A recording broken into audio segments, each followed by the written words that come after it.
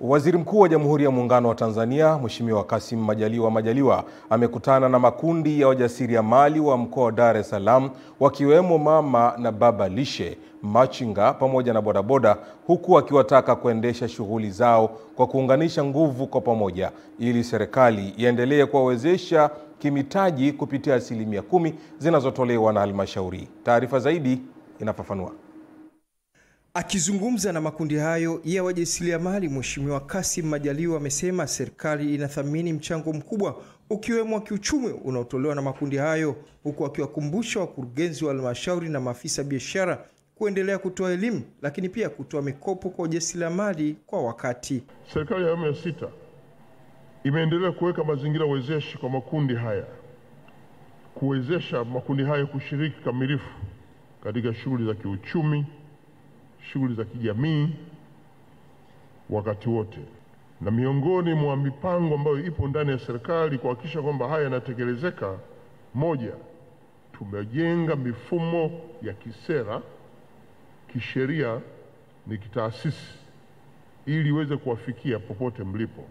Yakizungumza makundi mbalimbali yamefanywa chini ya uongozi wake katika kipindi cha miaka 4. Wanatoa shukrani kwa sababu amehakikisha makundi haya yanawezeshwa ili yaweze kujiinua kiuchumi. Ukiacha mikopo ya 10% katika halmashauri isiyo na riba, na tengeneza mkopo mwingine kwa hawa ambao wameshanyanyuka ambao utatolewa na serikali kupitia benki ya NMB ambapo riba yake ni 7% tu, naweka bilioni 18.5 na sasa hivi bilioni 9.6 zimeshatolewa kwa wafanya biashara wasiopungua 4,500. Piga makofi kwenu tafadhali.